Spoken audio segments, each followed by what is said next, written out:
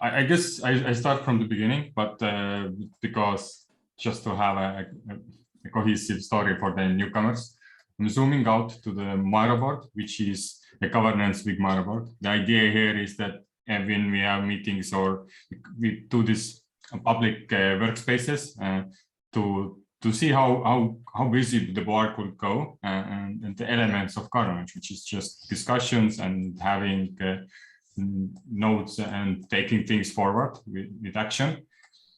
And zooming into this timeline, there is every day there's going to be something to happen, and every time a new person is registered to event through the user form, I will take the links and the title and the time when it is happening and put it on the this Miro board as a sticky note, so you can see when something is happening. Right now, this is making sense of different challenges. An idea of making a workshop around creating like expert ballot together with community, and whoever wants to join and has time to join in these kinds of sessions. They are going to be open discussions where we record it, and today is a special day because we are also going to figure out the process how we're going to do the expert ballot. But once we get it going, hopefully we have in the end some like a graphic to see what kind of proposals are measured and the way it's measured and how they are placed in the measurements we chose to.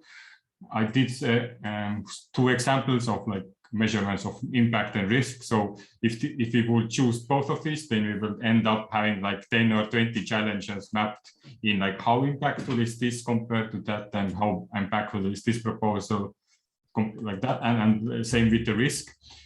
And that will give us a holistic view of, compared to these results, these measurements, this is the outcome. And so we're not really selecting like what is a bad proposal and what is a good proposal, but we just going over what we first see, what is calling for us, and once we go through the titles, what interests us, we're gonna go into the other proposals we have no clue about, look them, assess them, and give our like voice on what we see or where we see this challenge to have value in, and categorize it and try to also group them, so perhaps it gives a more clarity to voters in general or CAs who like, oh, I like technological environments, I like gaming and stuff, so they don't have to figure it out themselves and get exhausted by finding so many proposals they do not understand. So have like more curated information. And for now, I think the first thing what needs to be done whenever you're gonna go into selecting proposals is reading the challenge settings themselves. And would be someone interested to read this information. We'll start from top down and like ask Peter to take like say first 2 paragraphs, and then Nadia the points and second, and sweet. Okay, so we're gonna go through the campaign brief here. Community defined challenges are critical for Cardano community self-governance and generating a unique way to achieve Cardano's mission. Challenge setting is different from other challenges as it's about proposing new challenges, whether regular challenges are about proposing initiative. The regular challenges are about proposing initiatives to address challenges. Seems like sound weird to me. So the idea there is to have these kinds of challenges, what are not listed currently. So have like an open mind of, I guess, what could be there compared to what it already exists. And also think about things what could be more ongoingly. So like we had a common running tree as a developer ecosystem, and have these like holistic things that just do not last for one funding round, but what should be like invested into over time, over years, maybe. It sounds weird because there's a grammatical error in it. So challenge setting is different from other challenges, and it's about proposing new challenges, while regular challenges are about proposing initiatives to address challenges. So the whether is someone who doesn't know English very well at all, is a poor grammar. There we go. Yeah. All right. So, yeah. It's me. Once a proposal is accepted by the community, the proposing team has an opportunity to receive a challenge team incentive of $2,500 worth of ADA if the following conditions are met. The challenge team presents the challenge to the community at the start of the following fund. The challenge team facilitates a challenge-focused breakout session in one of the after town halls. The challenge team leads a challenge retrospective session during the next fund's retrospective week. The challenge team facilitates a session with the proposing teams that received funding for the challenge. How much of the challenge team you noticed being around for this fund? Very few. Yeah, at the start, when the proposal stage started, there was quite a rush, and like the challenge fest itself, I think, was a nice place to bring out these people, and there was some like ongoing after meetings. But to be honest, in the middle of round, I didn't see too much activity in most of these things. There are a few challenges what really put time in. I wonder, is it because of that low incentive, or is it like unclear what to do, because people maybe don't want to put them out there when they have no clue what they actually have to do.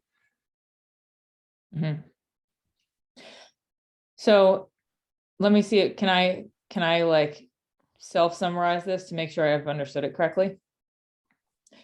So as we're thinking about challenge setting, I understand the difference between challenge setting and proposing solutions that impact a challenge. So this, the practice of identifying these challenges that might be longer term ones is a different process. And so if a proposal, so the challenge team here, now when it says proposing team and challenge team, my current understanding of challenge teams is the challenge teams are groups that exist on behalf of a challenge to help the community as well as the proposing individuals or teams understand and make sure that they are really adhering to the understanding it correctly and adhering to it with the proposals. Am I right so far? Okay. So this is saying that the proposing team, once the proposal, is that the proposal of a challenge or the proposal of a project that would address a challenge?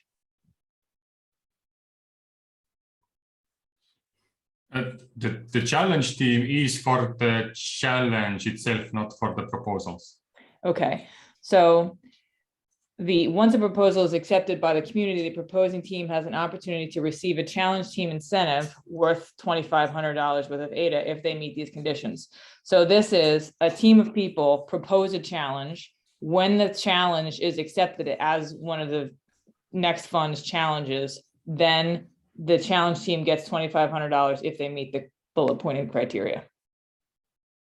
Do I got it right?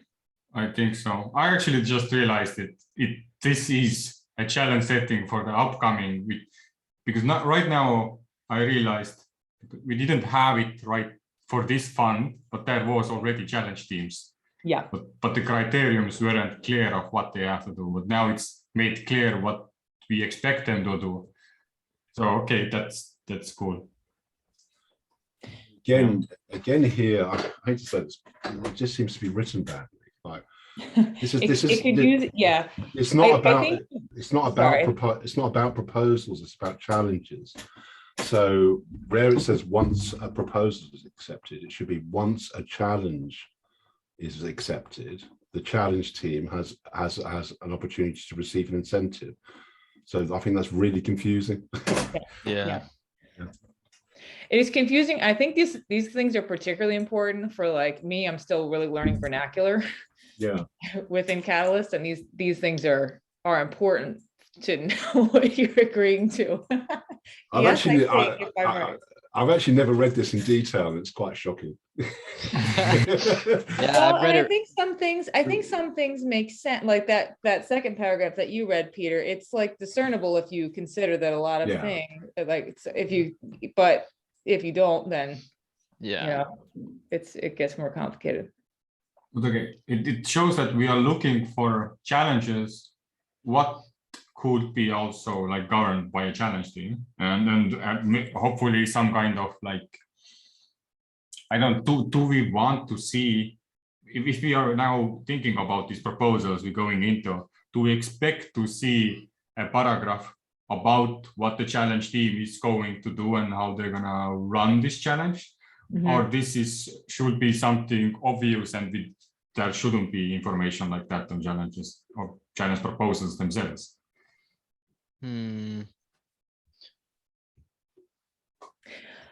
I think there's an opportunity for challenge, and this is just from having, and I hope this is what this session is for, so please correct me if I go on a tangent that's not what your purpose is for having this gathering. But from being in the community advisor and auditing sessions, there's a real need, it seems, or a real opportunity, it seems, like challenge teams get brought up a lot. And because the process of assessing and evaluating post being funded these proposals is such a significant, there's such significant points of importance for that whole process to run smoothly. It seems like these are really great bullet points for the front facing stuff. Like I think there should be that sense of accountability to express the challenge purpose.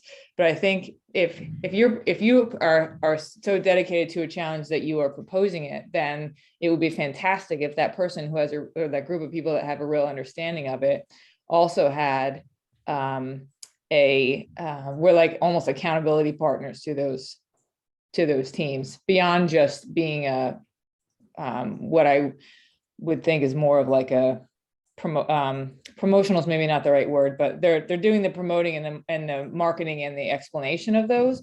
But there's also a really important accountability factor here that I don't see any other body serving yet of Catalyst that might be really appropriate for the challenge teams to be able to help with. That would be more helpful than some of these other points, even if they receive more funding than that. And we're not evaluating this proposal necessarily, but I think that's an opportunity.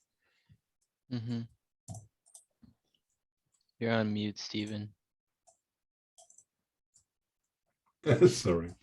I sort of was just going to say, I agree with you, Nadia. I think there's some confusion about what is a challenge team for. Is it to evangelize for the challenge? Is it to promote it? Is it to market it?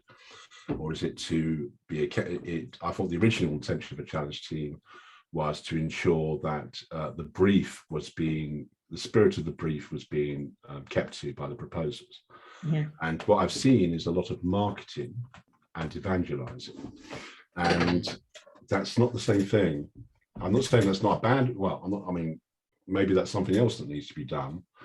But and also there's no consistency amongst challenge teams. And some challenge teams seem to take a more original, take the approach of, we want to make sure that proposals are meeting the challenge, the spirit of the challenge, where other challenge teams are about evangelizing, whereas other challenge teams are about marketing. So there's no consistency between the challenge teams. So that raises the question as, what are the challenge teams for?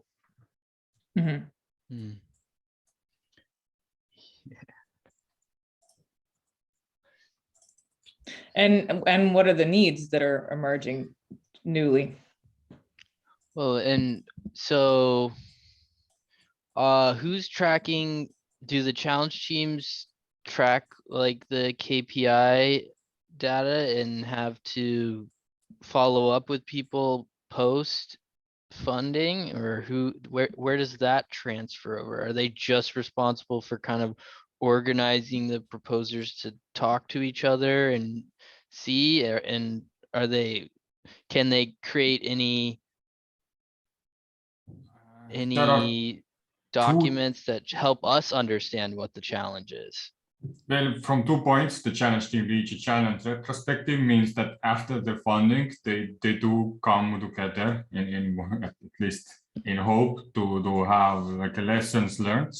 And I don't know how much that leads to it, but facilitates the session with proposing a team. I don't know why it's like once and not sessions, so maybe it's only one time. But this means the challenge team is kind of off the hook once funding ends, and they deliver twice like a holistic view. Okay, cool, you guys won, take your money, we're out. And then that the event itself, So they're more of like challenge hosts than they are like. I hope you'll both correct me, because all three of you have a lot more longevity, but I have been in these conversations about this particular thing a lot recently. And my sense is that the auditing process is evolving. Right now, there's a very simple process of measuring the outcomes of the proposals, but I don't think that the challenge team currently has a very specifically defined role in that. So I would say that's probably more or are doing a challenge-wide proposal debrief with those proposing groups. And so my sense is that they're much more focused on the sort of the pre and the proposing time, and then maybe putting a cap on it, but not in a way where you'd see it an official audit. Mm-hmm. As I recall, the original launch of challenge teams kind of crashed. And there was a kind of second relaunch, partly because of some of the confusion here between, I mean, it's still in there, that kind of, you zoomed out a bit, Tito, so I can't know. The challenge, it does say that the challenge team tracks the key metrics. And so that kind of implies that they should continue to track after the proposals in the challenge that they're responsible for. But it doesn't really say why and what are they going to do with that. You know, so there's an ambiguity there, I think. And also because if anyone who's funded knows, there's a kind of evolving situation with the reporting and the auditing. So we don't really know, and there's talk, we don't really know what that's going to look like as well. So there's a kind of overlapping here of confusions a little bit, I think. I think my sense also is that I agree with that from you, Stephen. I think there's also a real need for these processes to become more robust than they have been, or at least more defined, and more have more continuity across challenges, across groups, across processes. So I think some of the challenge teams also, Peter, do a layer of, like, there is a basic requirement of KPIs for like data output based on what the proposer has suggested. But then there also on some of these challenges is a challenge team or a challenge necessitated requirement for showing that you have impacted against the challenge itself. So I think that they also may be setting challenge specific requirements. Okay. Yeah, I remember the challenge team weekend, and I couldn't make it to participate. So I feel like I missed the boat on that a little bit, but at the same time, I'm not the only one still struggling, so.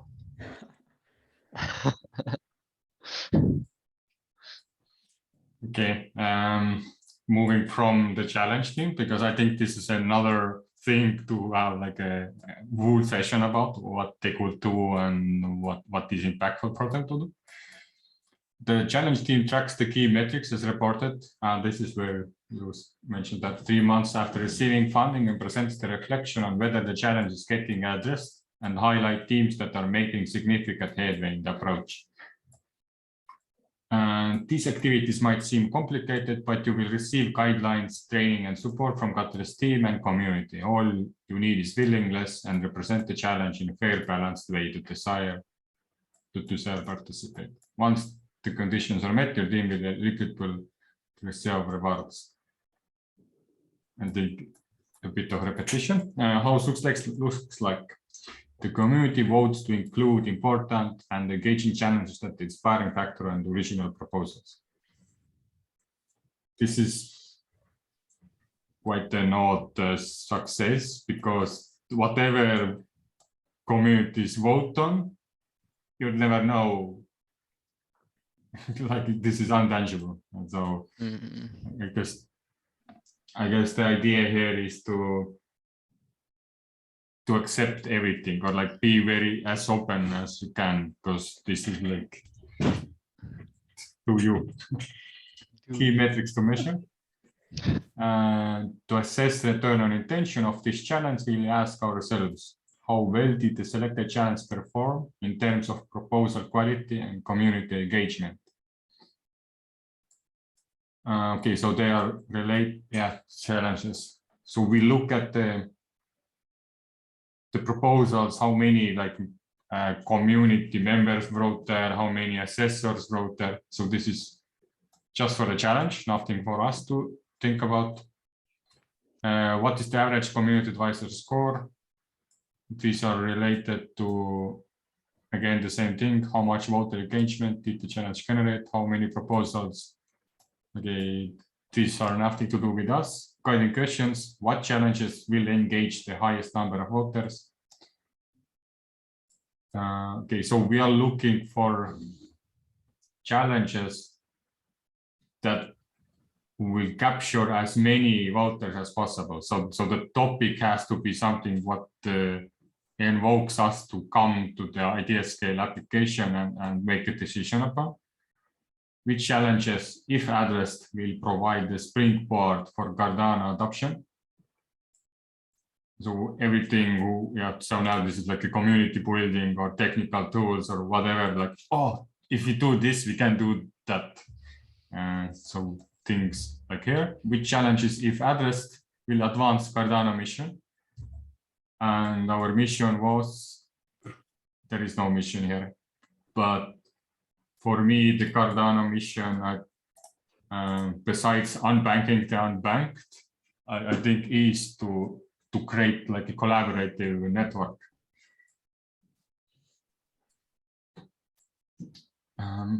Yep. Anybody wants some final thoughts on the challenge brief, or we move on to the next stage of? Yeah, there seems to be the obvious thing that seems to be missing, and it's kind of a missed opportunity as well, maybe from town hall, is, you have that kind of roadmap at town halls, like this is what's coming up.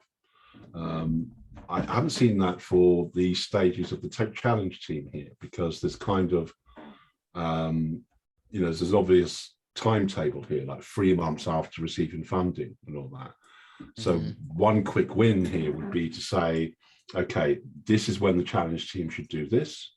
This is when they should do that. And then 3 months later, this is when they should do that.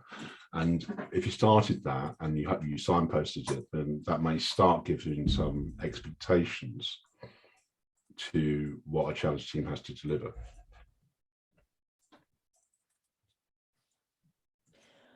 I agree with that, and I think one of the things that I'm hearing is that the evaluation and the submission of data, the auditing process for the proposals is complicated in some ways when you think about it in terms of the challenge, because sometimes the project itself is achieving its launch, but the impact of that, for example, like if you're like the Latin America expansion in Latin America, maybe you set up the opportunity to be able to put programming into universities, and that concludes the term, like that specific term, but the actual recruitment, educating, and impact of that is not going to happen until the coming year.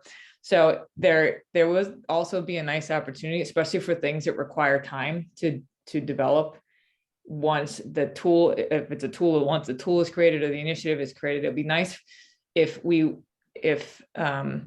allowed some flexibility for the challenge team to make that determination. 3 months might not be enough for some of these, and it might be too much for others, and maybe the team itself knows that. It seems like they have to do that and then they get paid though. Yeah. How so? That's interesting thing. Like work for 6-9 months, get $2,500 at the end. Yeah, I mean that was that was. I think you could create a workaround with that, whereas maybe they are compensated for the creation of the thing, but I think that there's this. So I'm not trying to prevent someone from getting paid, which that scenario would do. You're right, but maybe it is more of like a, as far as the community is concerned, that data is much more valuable than the beginning accomplishment in some way. So we maybe could build that into the criteria somehow without making it exclusive like that. Yeah, I think there are other frustrations about the fee, because that fee is for the whole team. It's not for an individual. And I remember people saying at the time when the challenge teams were forming that kind of added as a disincentive to people joining the teams. Maybe not in the way you might expect. And also another criticism, which I've seen a lot, is that there was a sense that the challenge teams were redefining the challenge. So they kind of, if you go back and look at the presentations for the challenge team weekends or the town halls, a lot of them were very driven by the vision of the challenge team, which seems to be, that confused me a little bit, because I thought it should be about the brief. Well, who writes the brief? And like, how do you have an idea and then translate it to a completely different team? Like, could they had challenges that were already made, and then they just essentially had an event, invited people, this is challenge teams in us, and then let them pick challenges to go then spearhead, right? Well, again, it wasn't consistent, because what you had was some challenge teams which were formed of people who had originated the challenge. Right. So they in a sense were probably had more skin in the game, if you like. And but then you had a lot of other challenges which the people or the persons who had set the challenges were not involved at all. Yeah, they missed the challenge, or they didn't vote, or they didn't want it at all. Or they didn't want it, yeah. And and I don't want to dwell on that, but it was just an issue. Yeah. I remember hearing about that as well. Yep.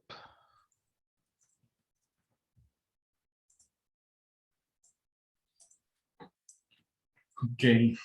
But moving on. So let's try to get in some challenges, as we now know the baseline.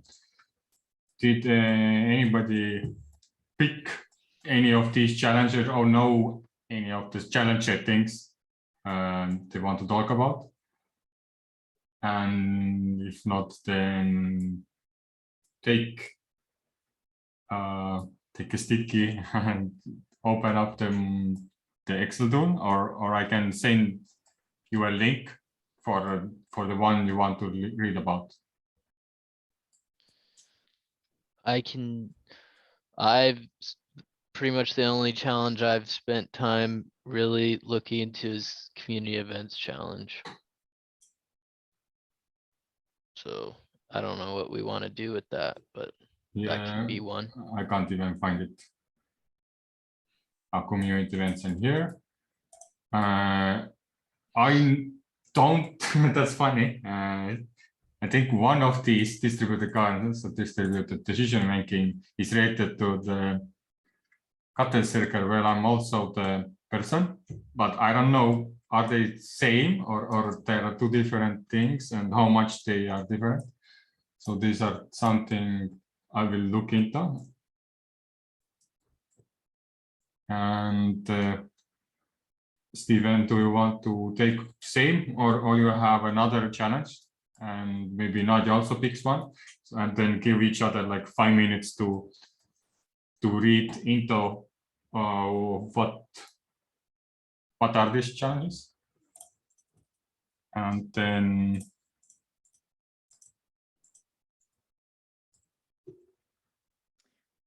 I think new member onboarding would be interesting. Yeah. That's the 6th row down, second column from the right. 6th row down, second Column from the right, in right to left. wait a second. The left. What is the name? What New member- New new member member onboarding. Okay. There you go. Find you then. So I community events. Wait a second. This is the link here. Okay. Oh no, actually it's no. I don't know what. I have it up. I had already pulled it up. Sweet. I'll take the link. You should like, you should have a 0 to 60 miles an hour Miro board training. Dude, it's like just watching you. It's like, it's like so it's artistic. It's amazing. It's fast. For Yeah, sure. right. I learned He more lives things. out here on this canvas. This is where Tevo Oh, lives. Miro Yes, board right. canvases. I think I've learned how to use this just by being in sessions with you where you're doing it. I didn't know you Yeah. could do that. For sure. That's the only learning I've had around it. My computer is too slow to really, it just is frustrating. Yeah, it does. And And then so when everyone's flying around in there, I'm always Yeah. like, It's juiced. yeah. so on the corner I add these links which directly take to the ITS scale. Okay. Well, I actually submitted one of these challenges, so which is the improving grade audibility challenge. I submitted that one, and I think distributed decision making, we didn't have that last time, did we, Tevo? And it's kind of, we had it the one before, and people want it again. Or something. Yeah. Yep. And same with distributed governance. I think that was, can't remember whose idea that was now. It might be Matthias. And the idea. So this is also not the circle. No, it wasn't circle. It was distributed governance is more about needing to have a challenge. Well, needing to have a challenge for distributed governance, I suppose. Okay, it still is. It still has our names there. Yeah, okay. But arguably, it's the same as distributed decision making. Yep. I'm gonna just now take out. So I missed what Stephen. What you're taking? What was the? What do you want us to do with these? So pick one challenge, and then if we all have read through it, and then we have like a round table to like speaking to what it's about. I'll try and pick something. Distributed governance. So this is a proposal where basically the main gist what I got is to build a group of people and the tooling together with IOG. So instead of like compared to like distributed decision making, there was actually I can talk about both of them. They're quite similar, where the idea is to like make decisions like, okay, what do we do, what actions we take, but where distributed governance is different is it's all focused on doing one stack like tools only on a specific thing, where distributed decision making is where there are different teams are doing, like some are working on VCA tools, some are doing CA's tool, but both of them are like aligned. Where distributed governance, there is like the whole body has to know who is doing what, and how do we funnel all of that information in one single place and make an effective decision from through that funnel. This is the main gist I got, and if I would, yeah, I don't know how to compare it with the compiler brief now. I think it is very valuable in like, and brings the tension from Cardano, because it's trying to create this like a place where when you want to know what's happening or what's going to happen next and what are the issues, then you have like this one place to go, instead of all of these different networks where you are kind of unsure how much they know about this different perspective. So having like this one reference point, and this what comes up when I read that.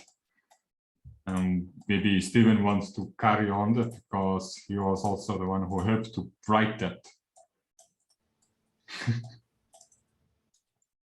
Okay, that's put me on the spot a bit. Let me just see. But It's just been a while. Hold on a sec. Yeah. Right. Gosh, it's not very well written. I mean, a lot of these challenges are sometimes they're quite rushed. I think that also speaks to the process of things getting more refined, doesn't it? I mean, possibly, yeah. I mean, I think the distinction here between distributed decision making, this is much more general, and it's targeted particularly at governance. So I suppose it's a response to what's coming down the line with Voltaire, and perhaps that should be made explicit in the challenge setting, which I don't think it is. So that's maybe an oversight. Oh no, it's there. Look, as we head towards the Cardano Voltaire roadmap. So it's far more related to that rather than, I think distributed decision making is, let's see. Yeah, it seems to relate more to how could you build systems that support distributed decision making. That's how I see it. One interesting difference more related to this distributed decision making and distributed governance is that in distributed decision making, they are offering a different budget method, which is $3,000 per team. I think team A, with each team can request up to $60,000. Okay, so each team can ask $60,000, but they can have two proposals where both of them are like 30,000 each. So they're trying to provide different mechanics now how to make that, and they scope down this distributed decision making into team. So let's have this one session where we do like whatever, like for example, the same event could already be a proposal. Hey, we come together to think about challenge settings, and we're gonna do it like 6 or 7 events like that, and then we make an output, and that would be something what would fall behind that kind of funding and would be like eligible proposal for this distributed decision making. But for distributed governance, that there is more focus on the on collaboration with existing bodies of the Catalyst, like you get to know with Catalyst Circle and how to do that in an effective way. Then IOG, who are the key decision makers there, how to make that avenue well oiled in a sense, and what tools we use between it. All right, so for community events, how can we increase meaningful participation among the community in the next 6 months? That's the short and sweet of community events. And then it really comes down to some of the guiding questions to how can we increase meaningful participation among all PC stakeholders? How can we increase voter proposer interaction? How can we onboard and integrate new people into Project Catalyst?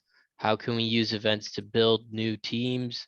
How can workshops increase collaborations inside Project Catalyst?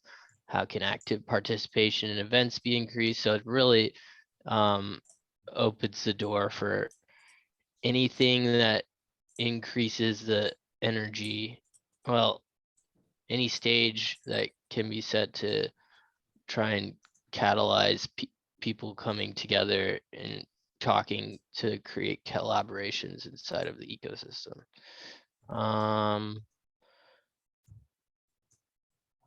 Yep. KPIs are pretty simple type things, just increasing number of proposals, CA ratings, number of registered wallets, number of amount of registered ADA, how many people are voting on the challenges, which is interesting. This is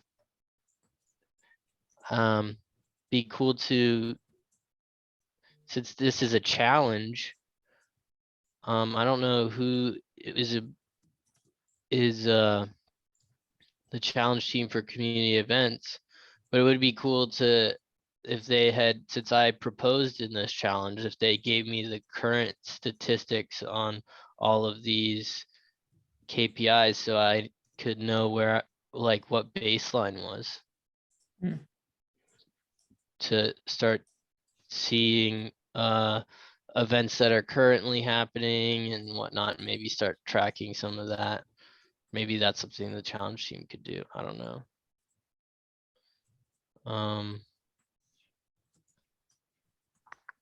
You know, what do I have to beat to say mine has done well if I were to get funded? Like, what's baseline?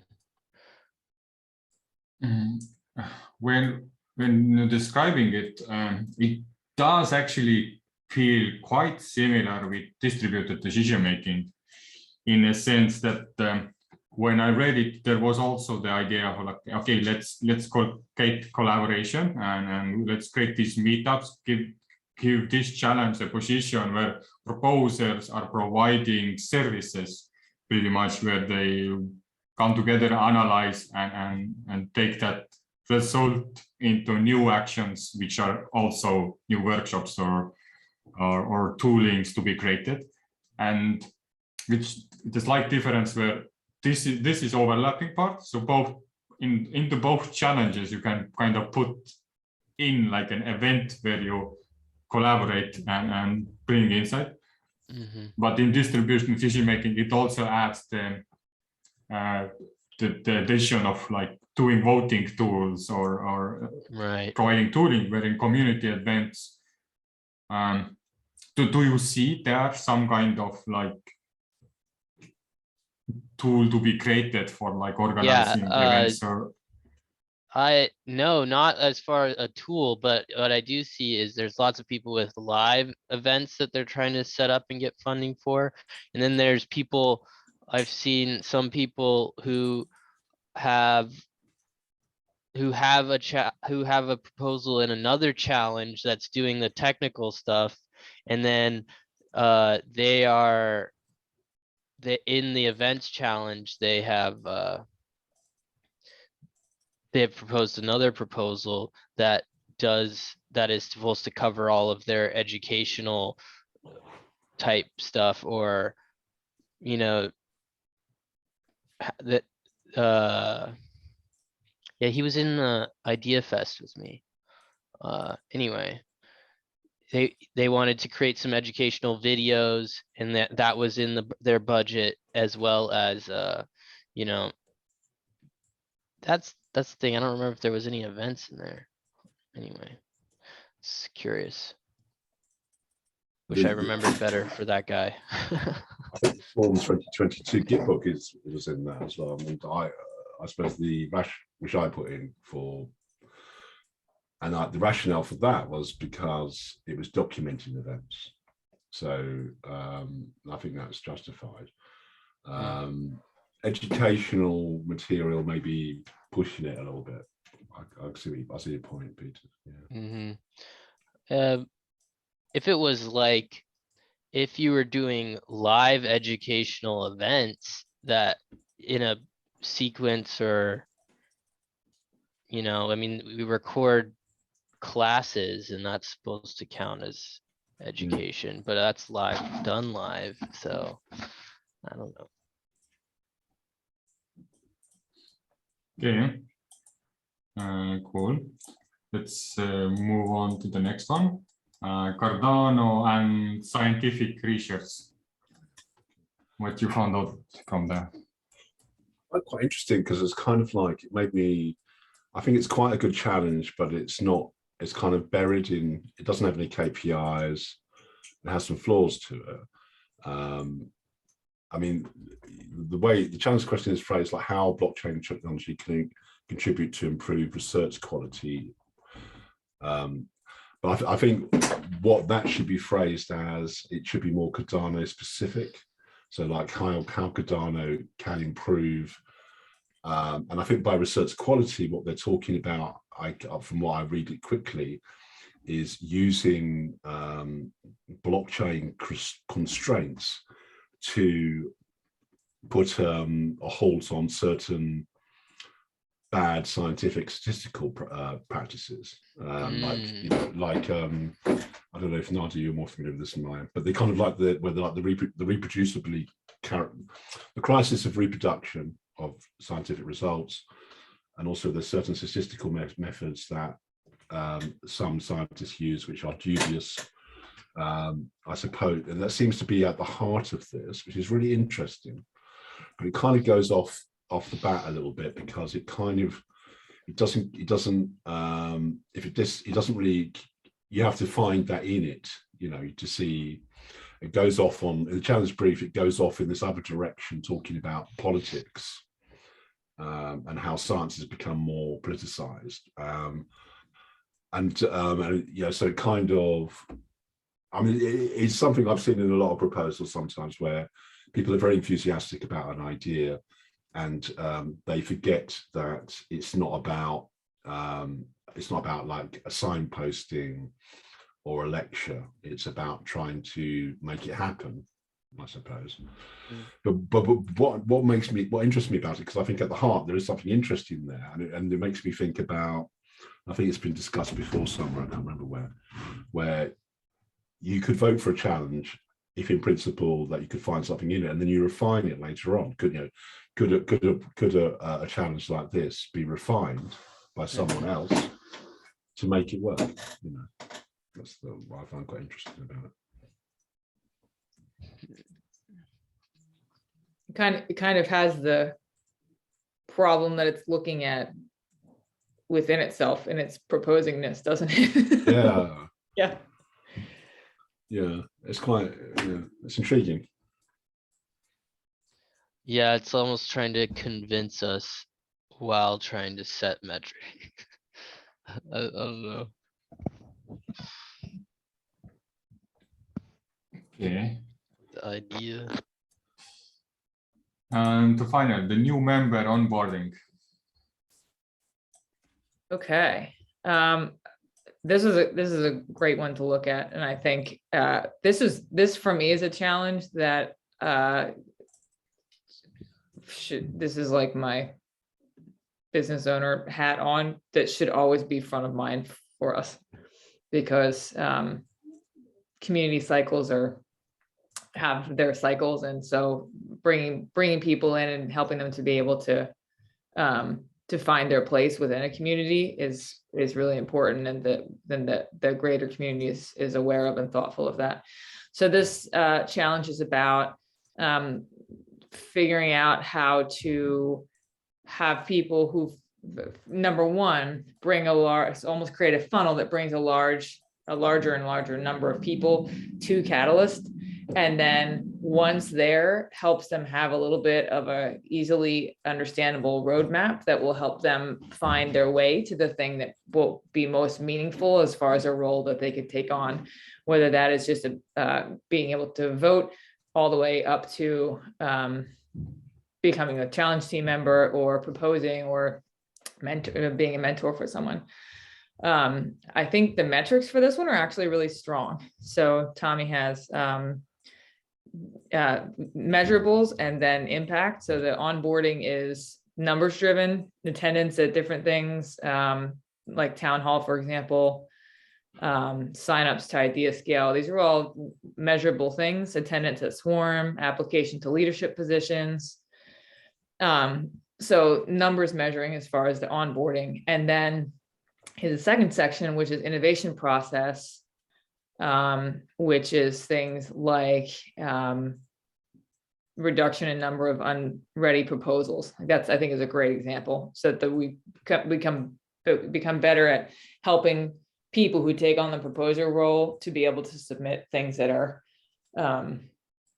in better condition when they are received. And that, I think, also will trickle out to retention of CAs and VCAs, because they're not going through a lot of content that's not prepared. He does have growth in the number of community advisors and veteran community advisors, voters, total votes. So all very measurable things, but also very interconnected. I think it's more looking at like, how do we move people deeper and deeper into the community in ways that help them both contribute and also enjoy being able to do something that they can really see and measure. He has great guiding questions in here. So I think this is actually it's a very succinct but well thought out one. I will also say that in the comments, there's like a little bit of hot potatoing as far as who's going to be responsible for this challenge, but also a lot of like interest in proposing to the challenge. So yeah, I also think this is a very understandable and relatable challenge, I think, pretty much for anyone who would come to the community, because everyone will be a new member of the community at some point, and so they'll be able to sense opportunities and issues really well. Did I get it all?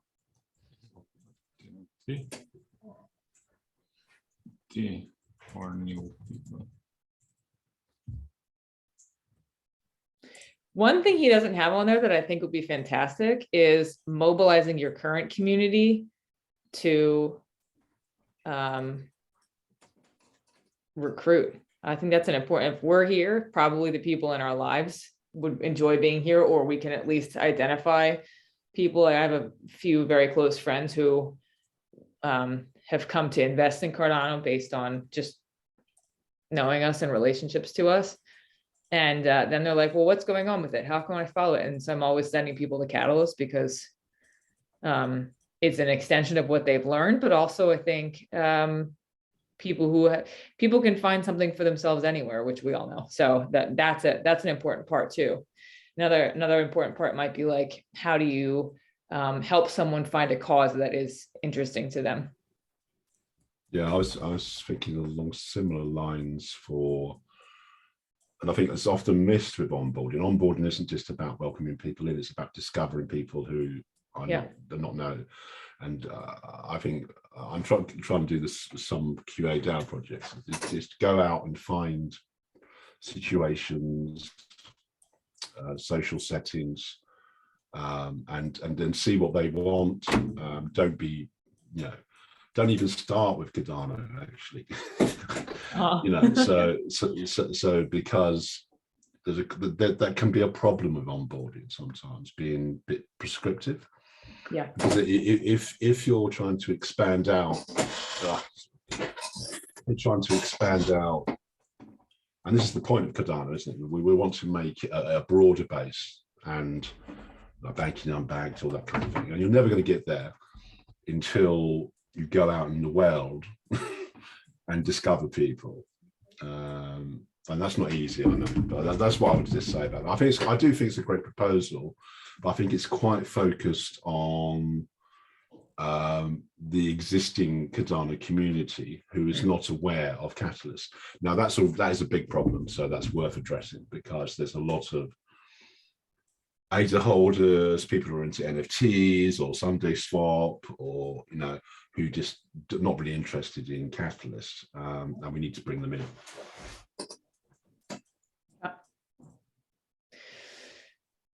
I think another thing too in these, and this is just an experience I think we're all having, is that sometimes when people are coming in, they're being met with a lot of the intensity of the decisions that are being made and the communications piece. And that can be an intimidating thing for someone who is looking for, who has come with the expectation that they're going to do something like expand the knowledge of this to places that don't have it yet, or solve for a lot of the problems people are coming in to solve for. I think that needs to be a consideration here in this, because it is such an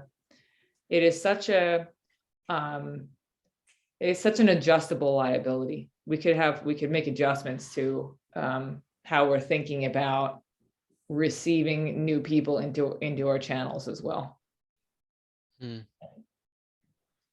I've noticed with Eastern Town Hall where there's cultural differences as well. And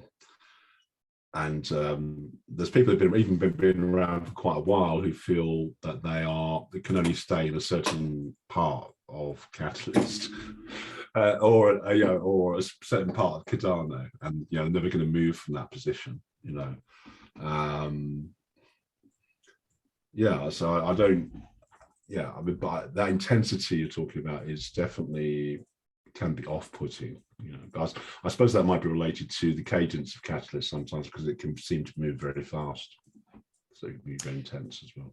Definitely, yeah, definitely, and I think that when you're learning a culture, you're learning a culture within a space. Even things like, it took me a few weeks to understand that hand raising within meetings and all that, you can really upset people if you're not following. Now, upset is like, I'm using that loosely, but you can start off on the wrong foot if you are not understanding some of those just basic like logistical cultural things. And also we should all confront our own personal biases about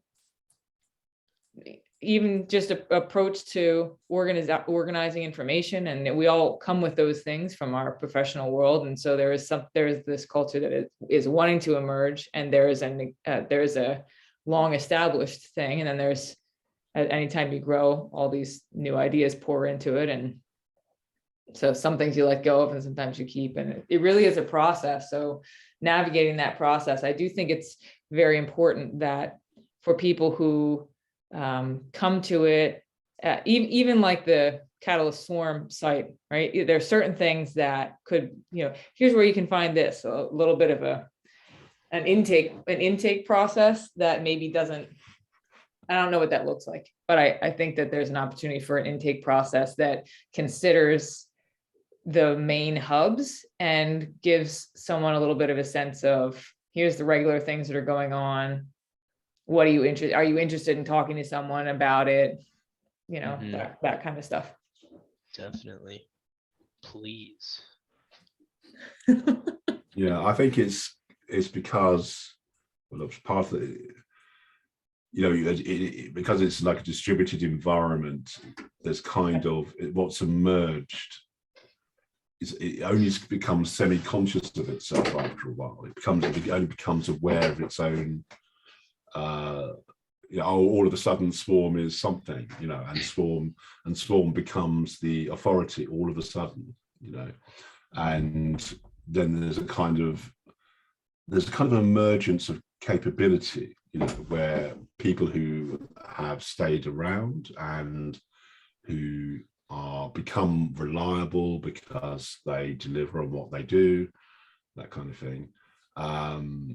But that can lead to some things, maybe people being complacent perhaps, and not realizing that the need of some obvious oversights, like, for example, where to go to find things, or how to schedule things, and how to highlight that, which I don't have a complete answer to that either, because we're in a distributed environment. It's quite difficult to do that.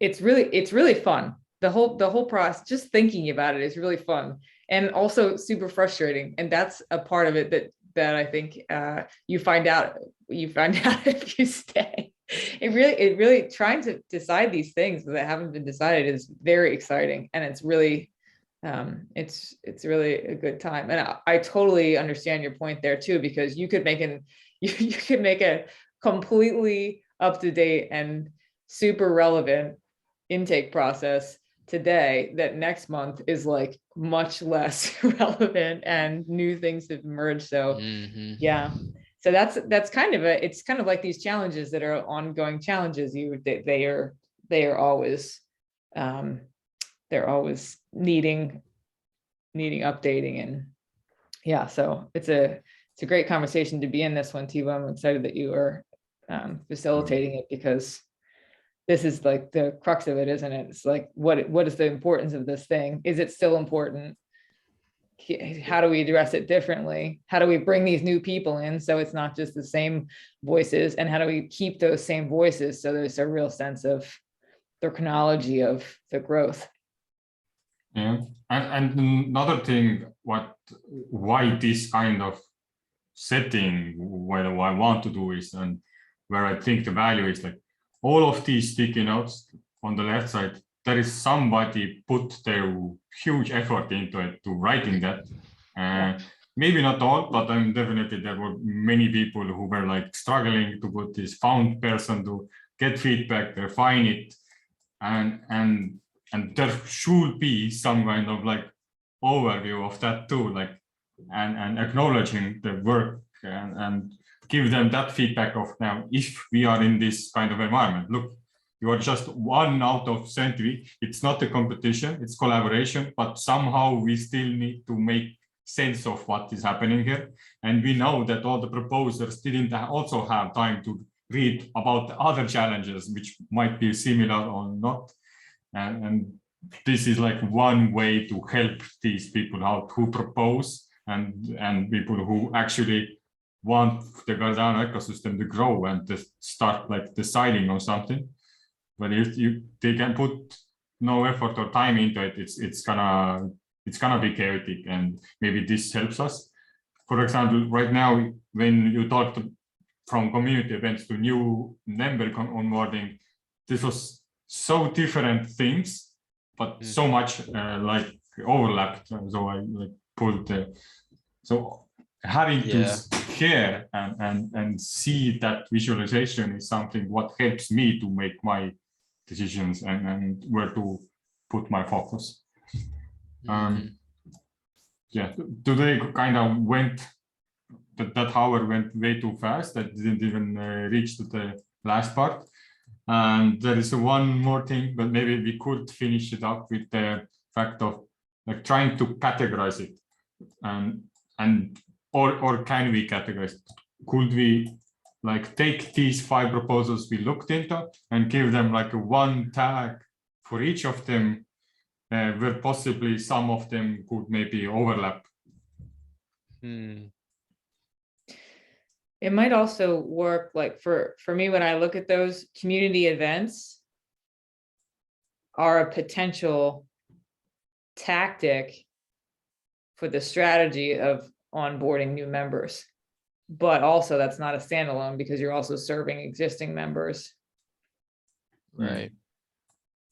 With those community events. And so that doesn't overlap. But maybe then a tag of like onboarding in, what about like as a group, because distributed governance and distributed decision making doesn't really deal with onboarding, or does it? So that's the question. Could be that a common denominator. I mean, some feedback I get, and I'm hearing it a bit more, which slightly concerns me, is there's a feeling amongst new people, some new people, that the opportunity to get involved is gone, because there's kind of dominant players, even like Swarm, that we're part of and all that. And maybe it may be just a perceptual thing, but the I think it's like part of Swarm, or the people who are people on our network who are who've been here for quite a while, and have to kind of realize that to always encourage people to be able to participate, and at all levels. And when we talk about distributed governance, Tevo, I mean, I think it is a kind of onboarding, really, because it's kind of like, it's about, sometimes I think Catalyst, and I think you sort of touched on this, Nadia, a little bit, it's a bit like, it's like a kind of, there's lots of things here that could interest people, you know, like governance. I mean, governance, okay, might be a minority interest, but for those who are interested in distributed governance, it's really interesting. And it's really nice to know where to go in Catalyst to be able to do that in a completely transparent and accessible way. So you can just come in and you start getting involved in that. And it doesn't quite feel you can do that at the moment, frankly. Partly maybe because of a kind of society has emerged, for better or for worse, which people may feel they can't access, or not everyone can access.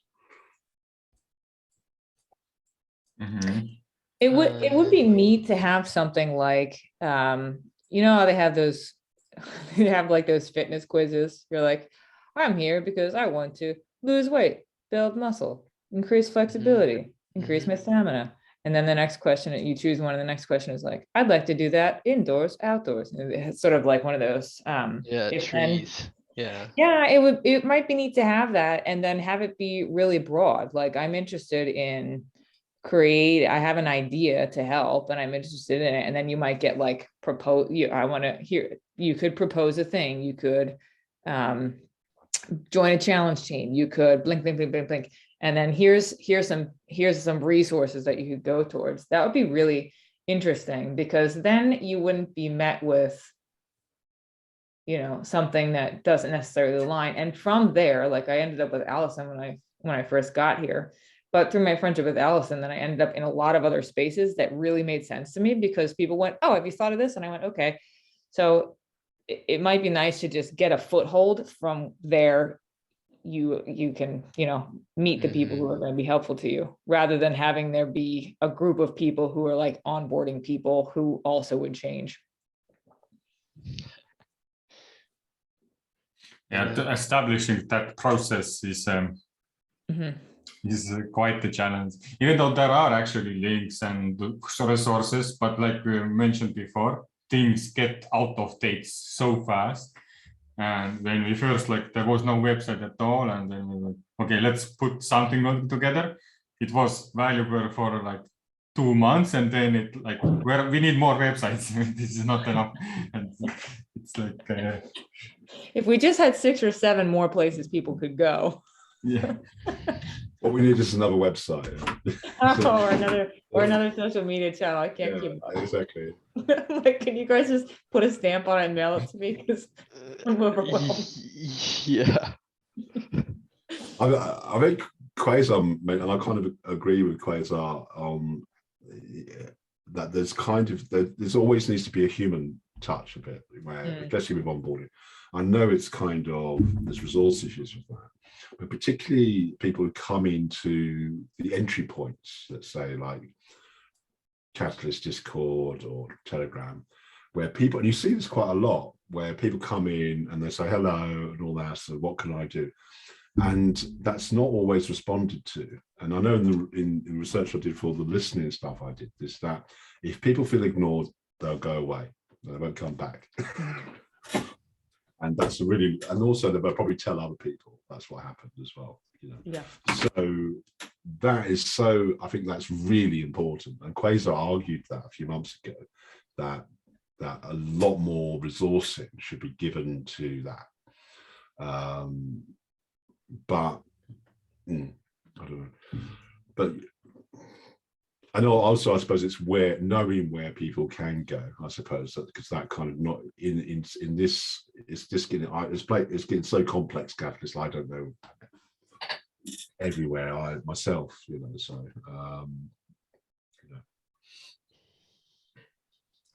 That's good. It's getting healthier.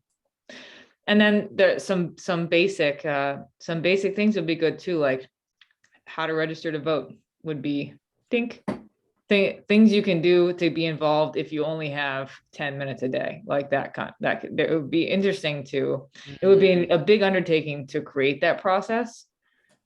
But once you had the infrastructure for it, I don't know. Anyway, I'd love to have a whole separate conversation about this because I think it's really interesting and I just love hashing it out with you guys. But I feel like Tevo, do we have these your tag and stuff here? Do we want to not fully, but on these guides and stuff, I think I would suggest you to join the Catalyst School team and see what they're doing, because this is our weekly thing. We do these onboarding documents and things and related stuff. Oh yeah, back to this. Distributed governance is missing a tag. And since it was mainly focused on like this decision-making body and groups and like processes for connecting IRG, Catalyst, Circle, and the community in like a holistic process without not as a distributed. It's distributed in a sense that involve as many people, but the process is not distributed. It's more like that use same idea. So I would put that as I don't know, like an architecture. how would you name tag such a system? I would call it governance. But I know it's obvious. But distributed decision making is sort of is in between, isn't it? I think it's in between. I would give governance to the distributed decision making too, because it is somewhat meant for that. Yeah. Do we have governance in community events? Not especially. That is possible. There's I suppose I'm thinking of this week, for example, Governance Week. Governance Week or Governance Day, and any funding that to pay for that event, hosting that event, setting it up. Yeah, so I guess everything involves governance, but is not directed. Yeah, like focus. I don't believe that is directed at governance. Yeah.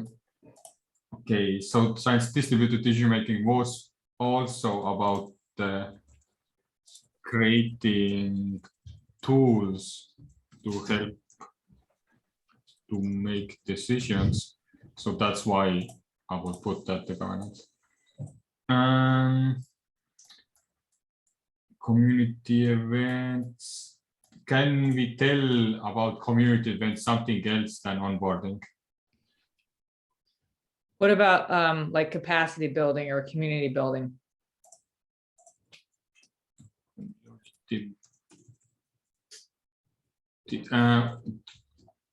This might have an issue because no, actually it's fine. It's fine. I was thinking maybe it applies to everybody, but it doesn't. So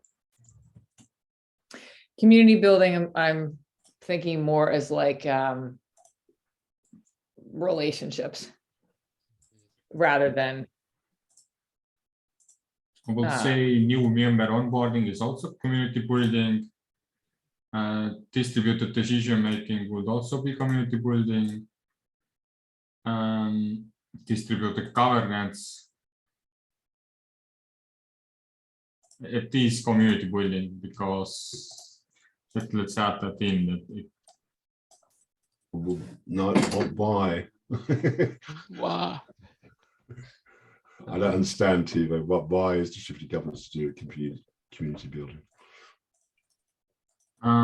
Because it's trying to create like this political or cultural speech. How do we decide things and what do we accept to be like a norm and what is not? And I guess that seems like a step down, first step further. It's not what it's about. It's about in theory should be about. You know, I suppose it is more. I thought the tagging should be more about what it is, you know, rather than. Okay, true. I liked your when you said what it's directed towards, because I think all of these things will serve other initiatives than the one that they're directed towards, but maybe that's a way to think about it. What's the priority?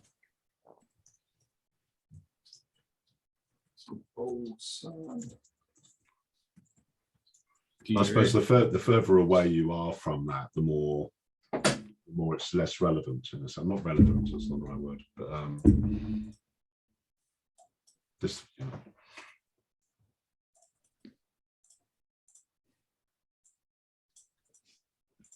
Proposal channels. Guys, I'll be right back. Okay. I just changed the question. Finally, the last, Cardano and scientific research, where would that fall?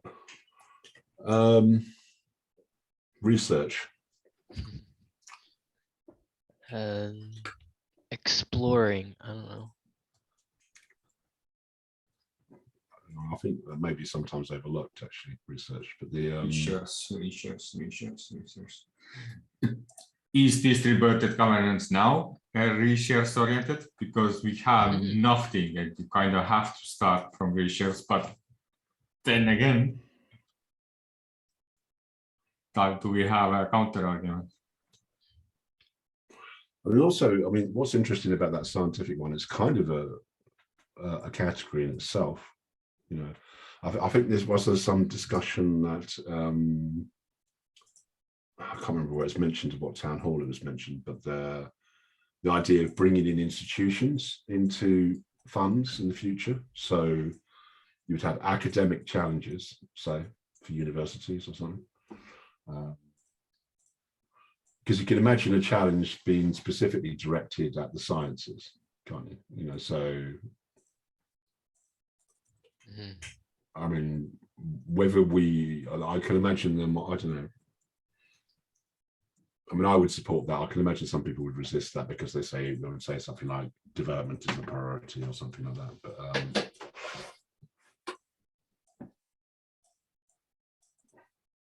okay, still distributed governance, would a research apply?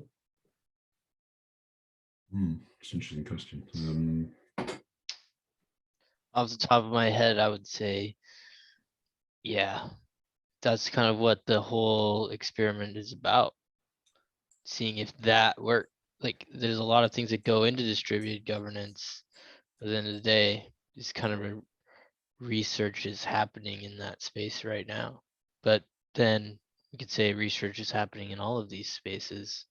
That's the point of the challenge, and putting an incentive there for people to do something in that space. I sometimes it's more explicit than others, I suppose, like what Yeah. Like, yeah, sometimes it's like a signpost, this is research, you know, whereas others it's more experimentation or an iteration. Like community events, you remember we had different, our first idea fest, Tevo, which was a bit chaotic, and but we just had a week to organize it, and then afterward I iterated it a few times, it got better. So that was a kind of research, maybe. Yeah, I would, but for the community events, I wouldn't put a research tag on there, because it's, like you said, it's not focused like, oh, let's do research how we do that event.